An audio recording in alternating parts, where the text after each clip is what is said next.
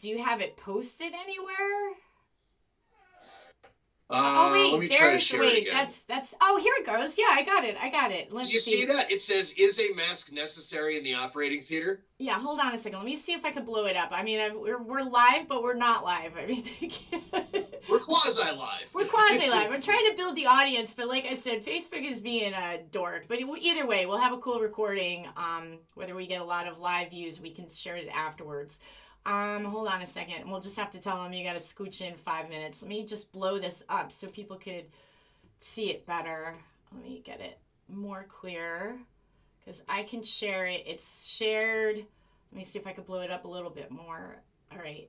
You can see it, but you can't read it too much. So I am. Let me, is my Zoom? Oh, yeah, your Zoom is working great. That's wonderful. Okay, so let me see. I got share screen here. Let me just make sure I got everything I want now. Share screen.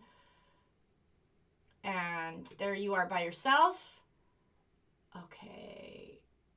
Shoot, did I lose us together? Nope, there we are together. Okay. So, awesome. All right, so I'm going to get started. I'm going to pop in. I'm live now. I'm just like talking to you. So, hi, everybody out there, Facebook, YouTube, and Twitter. Jay Cherry here. Hold on a second. I got to get myself situated. I got Dan Reale. Sorry, I was going to call you Dave Dan.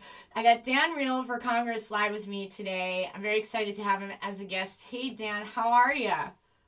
Living the dream. Yeah. So we met last Saturday at the Capitol at the Liberty Rally and Rally for Freedom, and that was really cool. I really enjoyed what you had to say, and that you're also running for Congress. So tell me a little bit about yourself and your run for Congress. Let's start there. Well, by day, other than being an essential anti-hero, I'm a litigation paralegal. I've done a lot of stuff with foreclosures, large commercial cases. I pretty much do the weird, unusual things. I did get someone thrown out of public office by court order 7 years ago without an election. It was pretty cool, but they were usurping the office, and the judge, kind of agreed and said, yeah, used words like unlawful, illegal. So sometimes when you sue the crown for abusing your rights, you win. That's kind of cool. So I've only sued the governor twice. We're going to be hopefully suing him again next week over various annoying things like obstructing the right to travel among the states, for example. That's only Article 1, Section 9. I miss the good old days when Democrats and Republicans were violating just the regular Bill of Rights. Now we're in Article 1, Section 8, Section 9, and Section 10. So we're in a bad spot, and I know my opponent, Joe Courtney, the incumbent, I get to ask him about all those events that killed people at the, I believe, only debate scheduled for Monday on WINY. And the other thing I was asking about is what about this $6 trillion? That's a lot of money. I mean, even I, as a relative skeptic who thought, these guys are fairly out of control. I mean, he's exceeded my wildest expectations. I mean, $6 trillion is a lot of it. Oh, 6 trillion of anything is a lot of anything. Like dollars, that's like a biohazard suit for every American, man, woman, and child, plus his or her own designer personal ventilator, which will kill you. And we knew that would kill you from the Wuhan data, but we did it anyway because vent.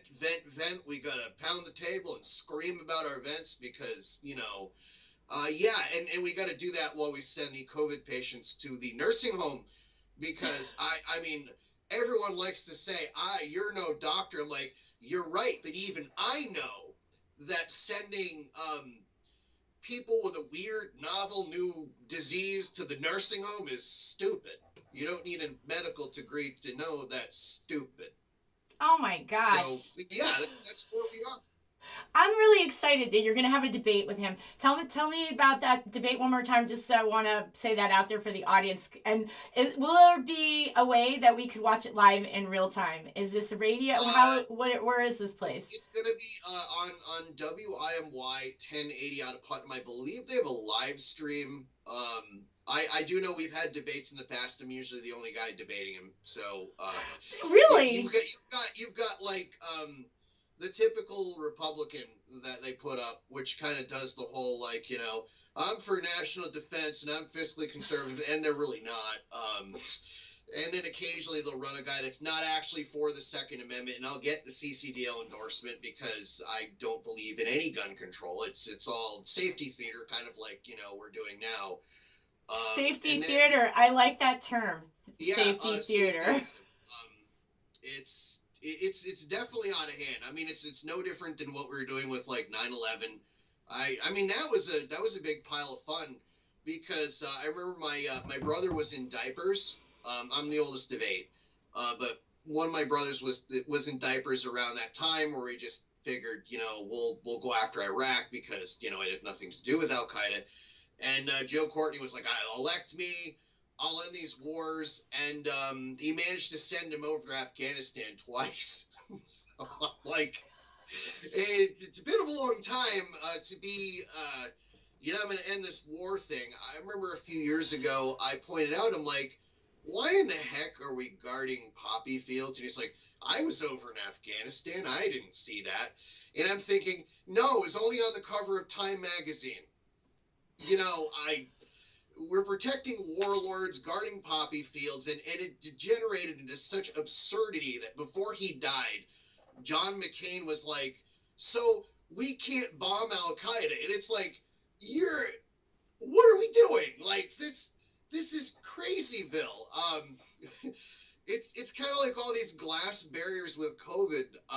Last night, a few of us were having a few drinks at the local watering hole, and I was poking fun at the stupid little glass barrier. And I was doing my impression of COVID hitting the glass as we're watching that debate where Pence had the fly on his head, which is probably the most famous fly in American history. But COVID was hitting the barrier going, ow, ow, I can't go around, ow. So this is, I don't even, capes for your face. We've got package stores are essential, but churches are not. Your dog could get a haircut, and the governor could get a haircut at one point, but you couldn't. We've suspended habeas corpus. Okay, we've suspended habeas corpus. There's no rebellion. There's no invasion.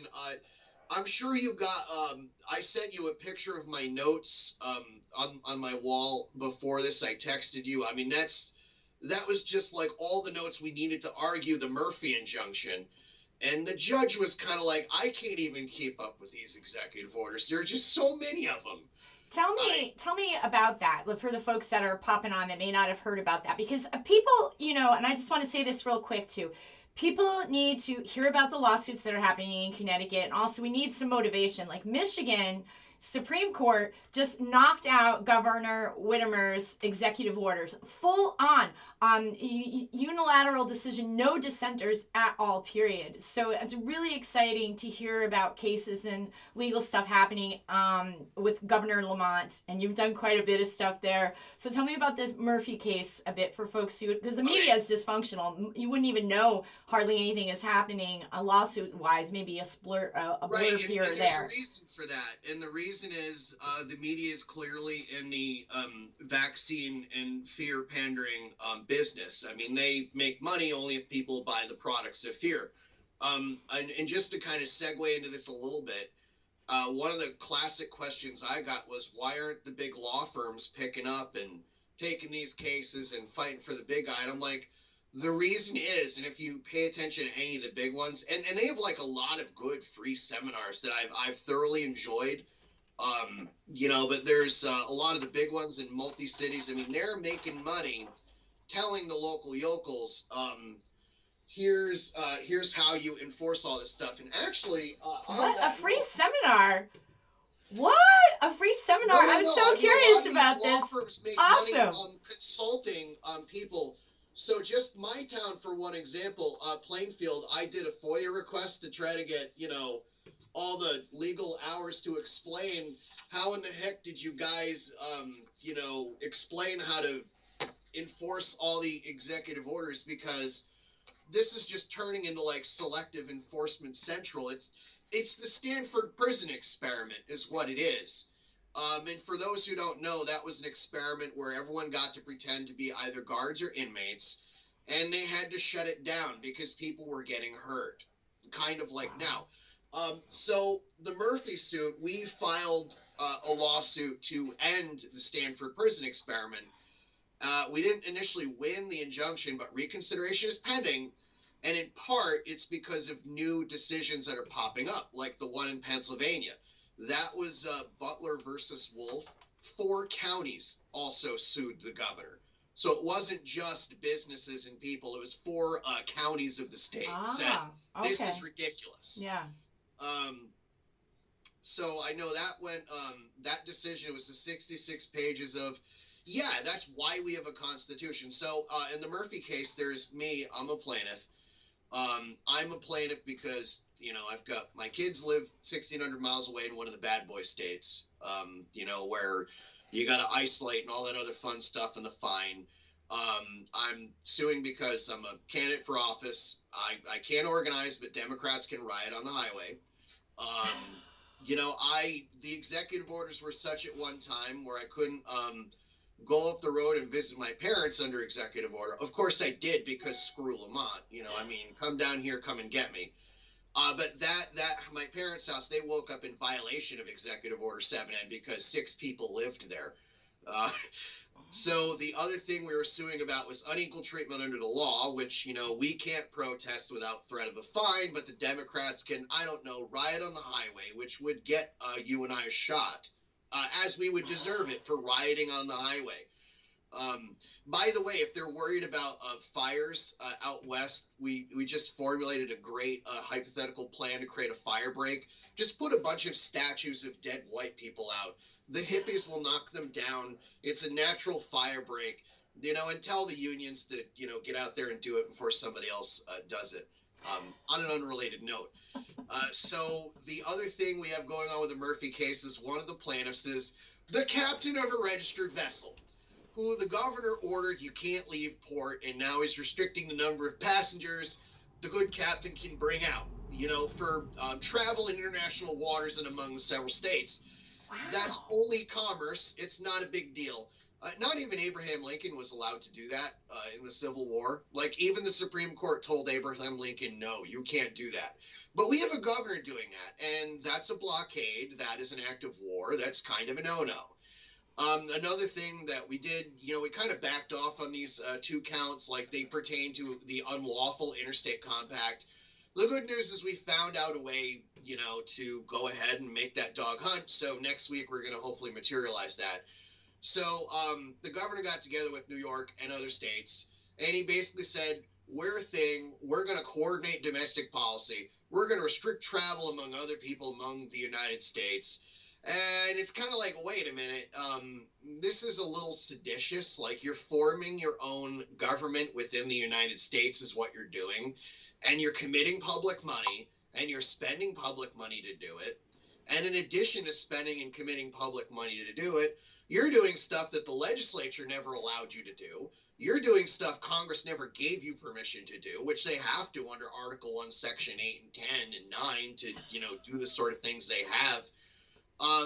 So yeah, all this is, you know, the best I can figure it out is they're looking to bail out failed pension systems, and they're looking to loot the United States Treasury, and Congress is going to put the money in the bag just like they did in 2009, you know. They're going to say, if you don't put the money in the bag, the economy gets it. But the problem is the economy already got it pretty hard. And it got it pretty hard because there's about $500 trillion. That's it. Small amount of money in all these derivatives that are blowing up. You've got a student loan bubble that's blowing up. You've got a mortgage market that's going to blow up. I mean, we basically need to just liquidate a lot of this stuff and not try to print and spend and inflate our way out of it. So COVID-19 came at the perfect time for these guys.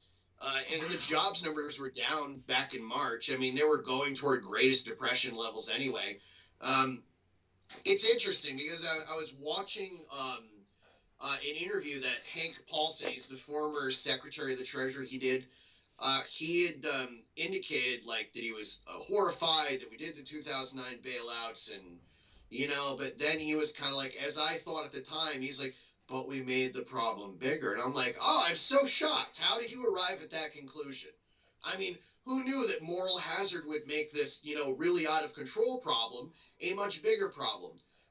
And the fact that it's been 100 years since Democrats and Republicans shrank government should tell you everything you need to know. It has literally been 100 years. So the last time we were in a situation like this, 100 years ago, the Federal Reserve did the right thing. They said, we can't bail you out. You have to go bankrupt. And that's what happened. And it was a really sharp depression, and it was really awful, and it was over so quickly everyone forgot about it. Back then, one of my favorite presidents was in office, Calvin Coolidge, Silent Cal, the guy who didn't even want to put a telephone in the White House. I mean, now we got a guy who can't even stay the hell off of Twitter to save his life. I mean, we've certainly gone a long way from where we were then. But we actually shrank the federal government in net sense, and 100 years ago was the last time we did it. Wow. So at a certain point, I'm kind of thinking, why do we still have this myth that Republicans are fiscally conservative or Democrats are going to end wars? Like, can we just drop it and stop pretending? But again, like one of the candidates had a fly in his head, and I'm sure that's getting more play with people than the ugly truth. Yeah. Now, it's so there's so many facets of this that are just like all over the place. So one of the things it's very concerning what you were saying about what our governor is doing, how he is blocking the port, and you can't, and then regionalizing the area so that this is like becoming its own. He's becoming his own like king in a literal sense. So what is currently going on right now with the case now? How has he ruled? What is going on? Where are you at in this? When is your next hearing? Procedurally, we moved for reconsideration on denial of the temporary injunction. So one or two things is going to happen. And this was about a month and some change ago. So we're in a position, I like to call it, where we've stumped the chumps. And it's an uncomfortable spot where the judge kind of knows I'm going to have to do something that's not politically palatable. But the thing is, judges are increasingly understanding. They're not like legislatures or governors where they can just kick the pile of cans down the road. They have to decide controversies that are brought to them. One thing, and I know this is going to seem a little technical to people, but I do want to bring it up so people know what the typical arguments are and why, quite frankly, they're BS. The first thing they brought up was the 11th Amendment. They said, well, these guys, they're not suing the governor, they're suing the real party of interest as a state, and you can't sue the states. And, of course, we called BS, and we said, no, we're suing one rogue state official who's doing whatever he wants under color of law. That's what 42 U.S.C. 1983 is all for. And there's tons of case law, and here it is, and, you got it wrong. The second thing that they always like to point out was in Jacobson versus Massachusetts in 1905, the Commonwealth had vaccination laws, and this is a deferential standard, and we're in an unparalleled public health crisis. Well, the thing is, in Jacobson, the Commonwealth actually followed the damn law. I mean, that's kind of a critical distinction, because here, what Uncle Ned did, King Ned, is he didn't even follow the emergency law, because under 28-9 B1 and B7, he doesn't have the authority to, as I put it to the judge, make stuff up. I literally said, Your Honor, he is making things up. And she's like, what was that? I'm like, yes, he's making things up. None of these orders, the vast majority of these orders, they're not tied to a statute, law, regulation, or part thereof. Now, what he can do is he can say, I'm modifying statute such and such pertaining to driver's licenses to extend the renewal of the credentials until the public health emergency is over. And he kind of did that, and that's fine. I would love it if he did more stuff like that, but he's not. Instead, he also did you got to wear face cape, or you got to restrict X amount of people in religious like gatherings and all that. Now that's no bueno because the particular statute only authorizes him to suspend or modify existing law. It doesn't authorize him to make up brand new stuff.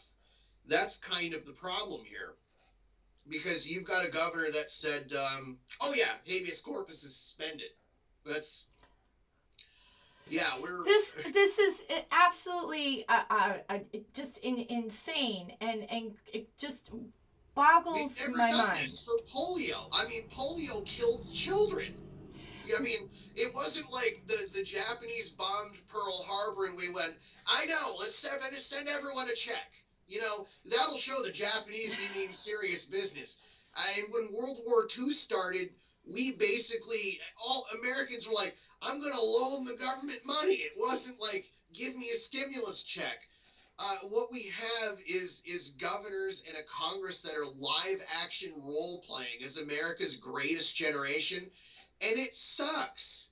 Yeah, I remember I watched the C-SPAN feed for the $6 trillion CARES Act, and they're like, oh, you know, these two brave people, Amash and Massey, they're like, can we have a recorded vote? It's only $6 trillion. I mean, I think we might want to know where everyone stands on $6 trillion. I mean, because it's not like we could do 2 safe returned manned missions to Mars and possibly start a colony with $6 trillion. That's a lot of money. With $6 trillion. I mean, it's unfathomable amount of money that they one of the second biggest transfers of wealth in the country. And just to tie this back into what you said earlier, I meant to make a comment about this, but how they're using the Jacobson case to obliterate your basic rights, it's just phenomenal and egregious, actually, because that's not really what the decision was in that case. Because there's a case, you know, I forget, it's several cases, but they're collectively known as the Daubert standard. And so here's where we were. The state's Exhibit 20 opposing our motion for temporary injunction was a CNN article about what Dr. Fauci said. What? And a CNN article. Wait a minute, you should have used the Daubert standard, which is the way you handle scientific matters, not a propaganda piece from CNN. I'm sorry, but like, we used like, when you're going to like attribute something to somebody who wrote it, like we used Dr. Fauci's article from, I believe it was like February, saying it would be akin to a, you know, level of deaths like the seasonal flu, you know, because he wrote it, he co-authored the thing. It's his own writing. It's a little bit different. But, you know, a CNN article about like, and I'm sorry guys, like the whole face cape thing, they keep coming out back and forth like, we believe it's transmitted like by aerosols. I'm like, we believe is a phrase you use for religion. I mean, it's not science. Science is like, okay, you believe it? Go out, do an experiment. You know, so the problem is we are running into these situations where they tried this in a COVID ward in Iran with like, I think they had like 44 or 48 patients in this COVID ward. They couldn't even isolate the thing in air. The whole aerosolized transmission thing, it's like trying to nail gel to a wall with these people. And the reason they keep, you know, knitting about like, well, we believe and it's believed. It's like, that's not science. It's just your belief. That's the part. This is the part that racks my brain so much, and this is why I'm so thankful that you're suing the state. Good for you, because this is excellent, because now this becomes part of the public record and people can, you know, see and read this. We're not the only ones. There's a, I mean, these lawsuits are starting to multiply here a little bit. I love this. You know, at this point, I'm kind of like, well, you know, your rights, use them or lose them. I've seen a few of them pop up on Pacer. Like one of them was it's just a residential landlord pro se. I forgot the name, but she owns a house in like, I think it's like West Haven or North Haven or whatever. Lives in North Carolina and basically says, you know what, screw it. How about you just take the house, you pay me for the house, and I'm out because your state is kind of a crap hole that crap holes would be embarrassed to crap in at the rate your governor's going. Yeah.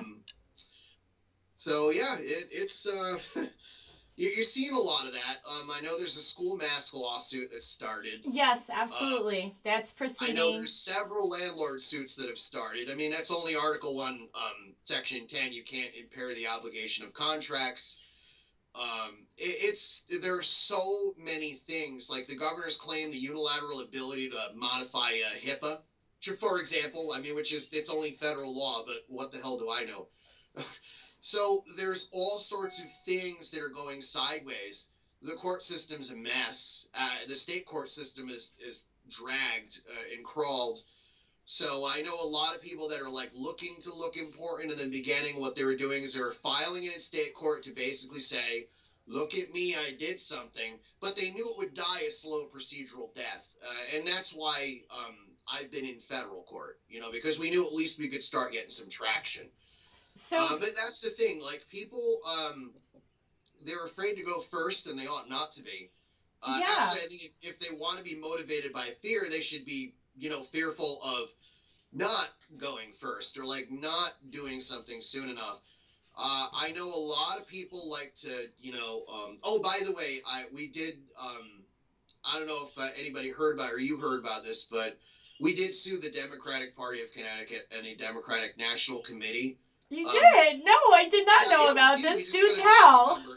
It was Jonathan Johnson and I. He's the vice chair of the Libertarian Party. He's been doing great work with the Liberty rallies. So the Democrats were posting on, their Facebook page. They said, come on, guys, leave your guns and your body armor at home. You can't shoot a virus. And I'm just like, they just accused us of inciting armed insurrection against the state government. Like, that's not nice. It's kind of defamatory, like just slightly. So was purposefully saying that we were spreading a deadly disease. Yes. I mean, wow. And then these guys are running around about George Floyd, like totally contradicting themselves. So, it reached the point where I'm just like, screw it. Let's just send them a cease and desist and tell them, like, take it down. Just say you're sorry. That's all. Just cut the crap. And they didn't. And I'm just like, fine, we'll send the marshal out. And we did. Wow. It was funny because the marshal initially tried to serve the Democrats at the Democratic headquarters, and he's like, I don't know if I can find anybody, but I do know where the chair lives, but it'll cost you another $100. And I'm like, what? Marshal, I am in such a mood. If you have to do it, please go do it. So we sued them for defamation. Wow. I had no idea. The media is so dysfunctional. This should have been like just a total front page news. This is a story. It's the Democratic Party is sued for defamation, and it's not front page news. I'm just hearing about this now. Nope. When did this happen? Actually, I could probably get you the. Let me see. I'm gonna consult my machine of knowledge. Here we go. I just have all this information at my fingertips. All right, so the docket number is HHD CV20 5065 and it's pending in Hartford Superior Court. So, Democratic Party, get ready to apologize or hire the lawyer you like the least. Oh my gosh, that's great news. I love that. That is incredible. So Republicans are like the mean old Democrats. They did this and they did that and they shut us out of the discussion. Look at these real tears that are so believable that you should believe. Like I'm going to let them screw everything up to make my Republican case. And we're just like, we're just going to sue you. Yeah. And we did. The marshal went out. Like it happened. That is excellent. Cash and carry us libertarians. That's the way we operate. I love that. I think that is fantastic news because I find, the language coming out of this party right now, the Democrats, has been just deplorable language, referring to people, like you just said, like disease spreaders or this or that. And they've been doing this for a while because as a medical freedom activist. And I'll tell you something, now that I'm refreshing my brain in this complaint, count 5 is for recklessness, by the way. Yeah. So what happened at one of those rolling rallies is objects were being thrown at our vehicles. What? Yeah. Objects were being thrown at motor vehicles, which is typically considered to be a very severe crime. Yeah.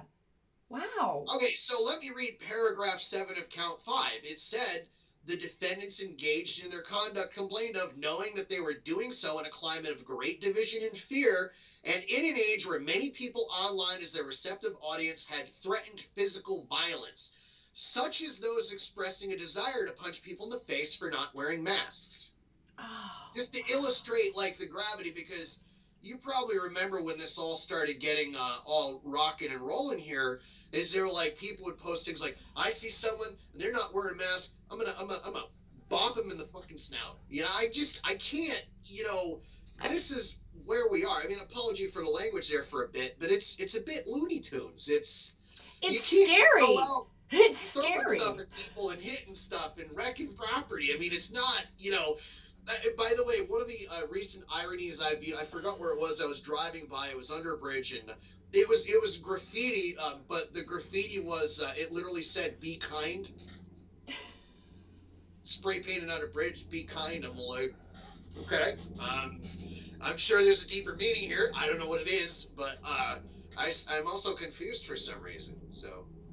Yeah, it's pretty. I don't like the language coming out. I'm so glad you're doing this because I've experienced this from the Democrats in Connecticut personally, where, you know, we'd be up there advocating for medical freedom. They'd be calling us like, you know, just derogatory names that, like, you know, anti-vaxxers or, you know, spreading disease. And someone, this is before COVID, had left a pile of masks, and, you know, it was encouraged by elected legislators to talk down to us as if we're subhuman people for fighting for the right to say no to the government. Joe Arasimowicz, he's one of the worst. Not getting reelected, but by the way, he is getting sued by me at some point, and is I can he? tell you why. So we had, one of the cases that I'm in was Libertarian Party of Connecticut versus Lamont. So we've got this COVID thing, and petitioning is now illegal, you know, under executive order. Like executive order 7H made ballot petition collectors, you know, non-essential. And everything was so dangerous. The Democrats and Republicans needed all these absentee ballots, but we, in order to get people on the ballot, needed to go out and hawk signatures. So the only curve that Ned flattened was libertarian ballot access drives, of which there were many. And we were actually in a state court case that was supposed to be heard March 16th, which he ordered the courts to not hear. He was going to lose. What? So we were about to open up the electoral system for everybody. And we got gassed. And so we got into federal court. The Secretary of State, to her credit, said, just put them on the ballot without petitions. Why the heck are we requiring petitions? And Ned said, up yours, I'm not doing it. And they lied and extended and pretended. And they misrepresented to the court that they were trying to work this out, and to me that they were trying to work this out. And so Joe Arasimowicz was one of the 6 legislative leaders that penned a letter saying, well, you know, we have an interest in this case, and we want in. And I emailed their attorney right away, who's also representing the governor. I said, if they don't stop this right now, I'm suing them all for abusive process. This is absurd. They're non-parties. They never filed a motion to intervene. What in the heck are they doing trying to stall federal ballot access litigation like that? And by the way, they succeeded, and they did, because the injunction was denied. They made up this thing called Executive Order 7L, which said you could, what they represented to the court falsely, that you could circulate petitions on Facebook, and it's not true.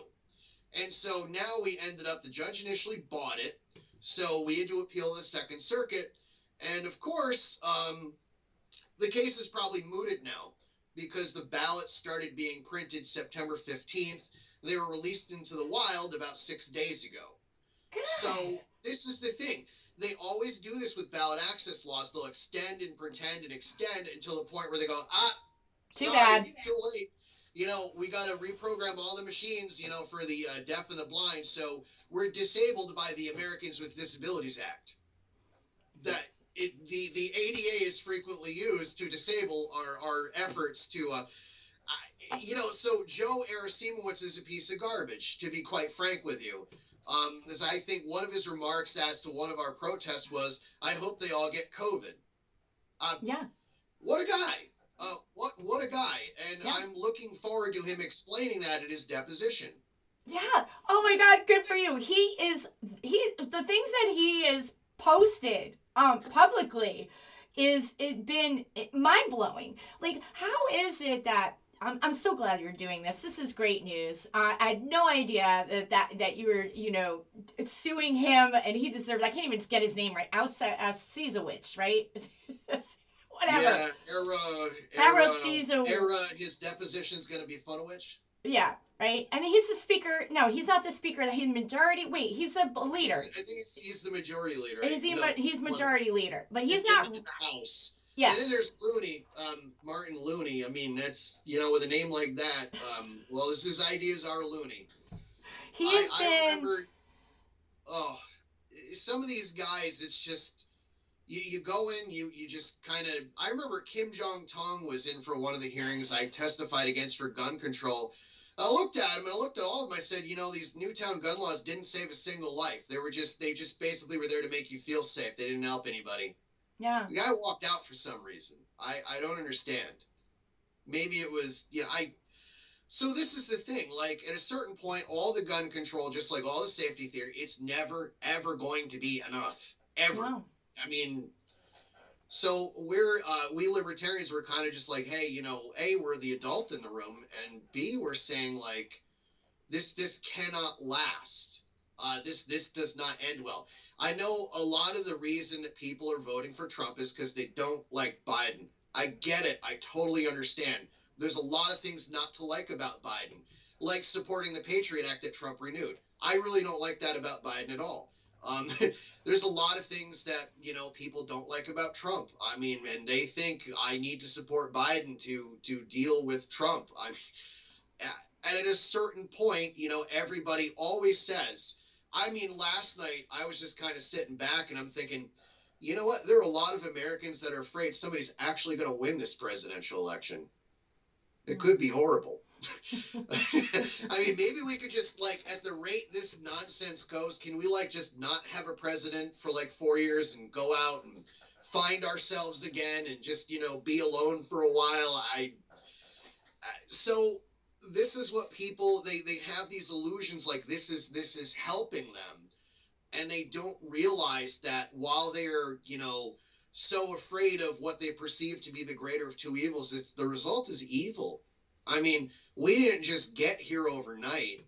I mean, we didn't just get to the point where cape for your face and threats of violence by one party, and one party gets to, like, be subject to the law, and then the other parties don't. That didn't happen, that didn't start on Monday, and the orders started issuing Tuesday, and I guess now that we're into fall, the executive orders are probably going to be coming out in pumpkin spice. That didn't just occur overnight. It was a process, and it was a process of a lot of, spending and out of control things where the government said, I'm just going to run your life in this way and that way. And we always say, we libertarians say, we're not going to run your life. We don't know how. That's what I love about the Libertarian Party and the philosophy of the party. That's really important to me. Like, one of my favorites is Ron Paul. He's such a level-headed guy. I love the Liberty Report. And the whole idea of what you guys have been doing by utilizing the judicial branch of government and pursuing this and really putting teeth to action is extremely exciting to me. And it feels like that could be a place where people could take back power. And also to put this, I have one question and put a birdie in people's heads to think about running for office, think about third parties, because that's how, especially the Libertarian Party. What? We say second party because we've got one party pretending to be two. That's true. That's, seriously. I've never seen so many Democrats that are anti-vax because, Trump had Operation Warp Speed, and they're like, I'm not going to take a Trump vaccine. It's like, you know what the real problem is? You know what the insane part is? It's the same manufacturers and the same processes and likely the same design flaws. So if Biden gets in, it's the same product. In other words, you've been fooled. Yeah, it's not just vaccines. We have such systemic problems here, and I think that what I love that you're doing is taking it back into the hands of the people, because we need to know and understand this whole What we've got with these major political parties is a ton of corruption and a ton of problems. And really the only way for real change is boots on the ground locally in your state. Start there and really start to get active in that place. So you had mentioned something about free seminars. Can you tell me a little bit more about that? Oh, no. That I was mentioning, like, the big law firms. The reason they haven't gotten on board with fighting these lockdown orders is because they're offering a lot of, free and paid consulting gigs to walk these governors through these executive orders. Oh, okay, So I in get other it. words, because a lot of people are like, why hasn't this happened yet? I'm like, well, there's a lot of money in administering the COVID-19 nonsense. I mean, there's a lot of money for hospitals to like code, COVID-19 wrong, when it's not even an issue with death. Just like a lot of the law firms, why are they going to fight lockdown orders when there's a lot more money to be made trying to walk local yokels through it? Yeah. I mean, like, this is one town. This is Plainfield. This is Podunk. I mean, and there's a lot of money being spent. They don't want to tell me how it got spent. So just to clarify for folks, so FOIA, for anyone who's listening who doesn't know what that means, it's Freedom of Information Act. And so that's a redacted. Like, wait, what did you get? 3 sentences that you could actually read? They just gave you the information and blocked it all off? There's CIA highlighter all over the damn thing. Unbelievable. And it's funny because I did a one-man protest in a park adjacent to town hall where the first selectman didn't like me that much, so he figured I'm going to use the police to go after this dude. And I told the captain, that was emailing me before, I said, make sure the body cam footage is preserved because I'm sure someone's going to need it. And it went missing. Wow. And so, that's another case right now. There's a motion in federal court saying you might want to comply with Rule 26 because, you got to tell me all the people that you know that have knowledge, and you only omitted 23 of them. Not a big deal. Witness destruction. That's not a big deal either. So this is where we are. And unfortunately, the guy is just, these people get stuck. The more they try to, selectively lean on people So this isn't just Governor Lamont. I mean, this is, all the local yokels saying, look at what I can do. Hold my beer and watch this. I'm going to go spend all this money. Like, in town, that one guy I'm suing, I mean, he's the only one that's like all about this whole, we'll do everything on Zoom. Everyone's starting to go back to person, as much as they can. It's just, it's absurdity. It's like, what are you going to do? Hide behind a camera forever? I mean, life's got to move on. You can't, I mean, it is going to be funny, in a weird way, what these towns are going to do, because there's this thing called educational cost sharing, and that money is critical for the operation of so many schools because of the way we structure education, and we're pretty close to the realm of bouncing checks in a lot of towns. So when the state doesn't have that money because they flattened the curve of state revenue. But they want to order that you still got to pay all the unionized teachers. I don't know. Math is not on your side. No, I read this really scary article. The Accountants for America or something. It's a nonprofit organization, but putting Connecticut in a sinkhole state. That we have been so fiscally irresponsible with money and what we're doing that we are literally, and we, like you said earlier, this was already in progress. So, we're just like this big, now I look and I think to myself, when that inflation bubble bursts, when that money comes flooding back into the economy, and what that's going to, what will that wake people up? Will that get people to the point where they're like, oh, I mean, there are a few things, there are a few dynamics here that are really important. One, the reason we've gotten away with this is because we have what's called the world's reserve currency. So no other currency can quite fill that role. So for the short term, we will get away with it. The dollar might even strengthen a little bit. We also have, what we offer to like 15, what we call allies as swap lines. That means they've got a direct lifeline to the Fed, like Indonesia has a swap line. So whenever they want to go out and inflate and pretend and spend, they can just go to that swap line and get all the dollars they want and just make, their happy, economy do whatever they think that's going to do. But the problem is with economies are goods and services. That's what they are. They're not like, all this happy feel-good nonsense. So in other words, if you create all this money to so-called stimulate the movement of goods and services, and then you overtly restrict the movement of goods and services, what have you gained? That's the problem we're running into. So the only way you're going to, make anything happen is you just cut the nonsense, you open now, and any possible public health benefits we could have long since expired, and we should do it. And the treatment protocol for COVID-19 is only in 6 different languages.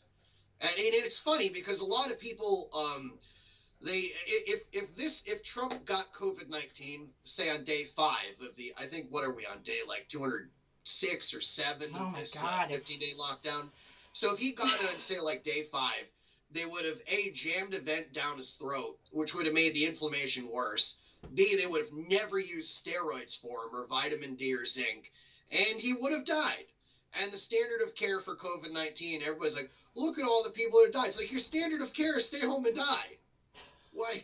What did you expect to happen? I mean, like, I don't know. Our standard of care is stay home and die. Why is everyone dying? Like, I don't know. Figure it out.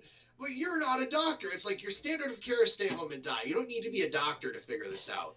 It's kind of like, oh, but you're not a lawyer. You can't know that. I'm like, oh my God. It's like, what? I'm not like an electrician. Ohm's law stopped working too. Like, where does this where does this end? And the answer is badly. So when it comes to the economy, we got a lot of debt that can't be serviced. One of the things I would be doing in Congress is a COVID-19 bankruptcy docket. I would, legislation to create it. One thing we would do is we would basically make sure, we'd put language in and say no more lockdowns. Like, you're never going to do that. There's going to be like a stiff criminal penalty, and it's going to end badly if you want to play one-man dictator. And the second thing we're going to do is we're going to let people flush the toilet on this unserviceable debt. For years. And this is one thing Joe Courtney and I agree on. Like, we believe, that student loans should be dischargeable in bankruptcy. I would go a little farther because a lot of these kids, I mean, they've been lied to. They're 17. They need to get permission to use the bathroom. No one told them how compounding interest worked. And yet they're supposed to make this complex financial decision on the representation. If they just get any degree, even if it's in basket weaving, they're going to make all this ton of money.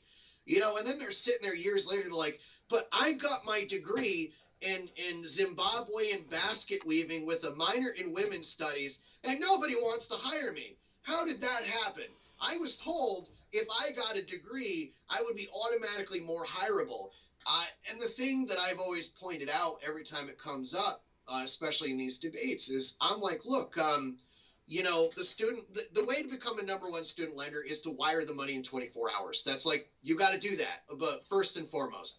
So the administrators don't care. They want a building with their name on it. And the thing is, they go to these kids, they make a representation to them that is not true.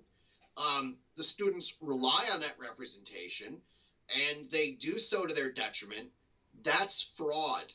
I mean, it's just like Trump University fraud, where the guy went out and he said, I handpicked the instructors, I authored the course, I've personally selected you.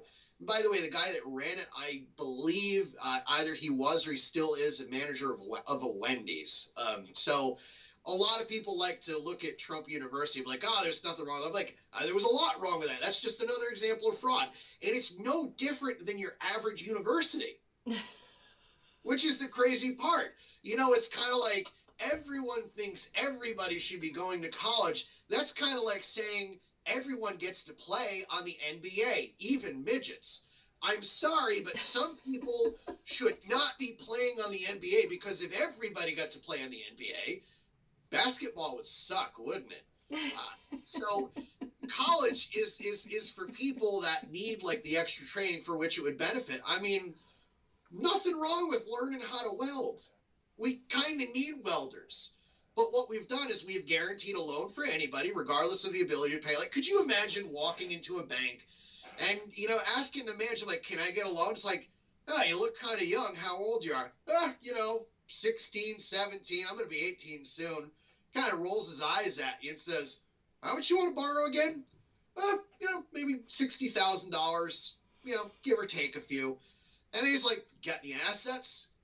And kid starts laughing. What are you talking about? I still live at home. Do you even have a car? No, I've never borrowed money in my entire life.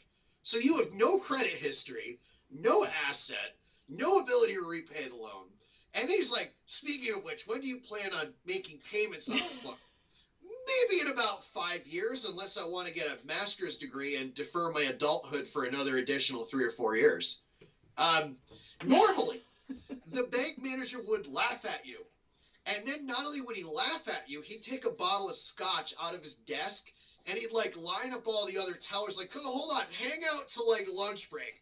He'd get all the other tellers into his office and have this kid go ahead, just tell me, tell the other guys here what you just told me, and we'll drink and laugh at you. That's how that discussion should go, because it's absurd. But this is what we do. We do scams like this with healthcare too. I mean, we have 8,000 different prices, depending on how you pay. I mean, if homeowners insurance worked like health insurance, you would file a claim every time you mowed the lawn, and Agway would be selling bags of grass seed for $1,000. I mean, this is how absurd it is. I mean, and people are kind of like, how is it we haven't made? I mean, I have a healthcare plan to knock all this stuff down by half overnight without spending a single dime.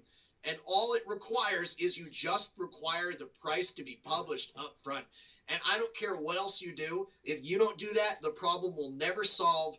Medicare will collapse by 2023, especially since the nonsense we did now. And there's a few other things. Like if you go to danrealeforcongress.com, you can actually get a healthcare plan. And it's not like insurance for everybody and, oh, he's going to repeal the Unaffordable Care Act. It's like, no, we're going to fix the problem. I mean, the problem is a lack of price discovery, put simply. So a lot of people in government, it all comes down to what I was saying Saturday. We're dealing with evil. We have government as playing God. Yeah. And that doesn't end well. So No. when you play God, God and actually math and physics are going to gang up on you too with God. So it's one thing to fight math or physics or God on your own. I wouldn't advise that. But when all three of them start tag teaming you like they are the state of Connecticut, watch out. Yeah. What a great conversation. I really appreciate you taking the time out. We've been going for an hour, so we'll wrap it up and let's book another date, because it's a great place to end. And thank you for all that information. So danrealeforcongress.com, where people can go and get on a mailing list, read more about what you're doing. Yeah, I mean, you can read the simple, here's how we fix things. Would you like to have nice things? Because they're cool. And do you want, people to be nice to each other again because, freedom works? It's great. I not only believe in it, but it is much better than the one party pretending to be two, which, and I'm still waiting for, all those wars to end. That would be nice. Yeah, I definitely am. Me too, 100%. Thank you so much, Dan. I appreciate it. Dan Reale for Congress. Yay. So we'll book again and we'll continue this discussion. Yes. It was great. Enjoyable, and I was saying earlier, I could go for several hours. I mean, there's just so much info. It's great. Yeah, it is. And it's so empowering to get this information out there. While we can, we're going to still be able to, no matter what, because we're going to fight hard for these basic inalienable rights to free speech and all that wonderful stuff. Thank you so much, Dan. I appreciate it. All right. Thank you for having me. Thank you.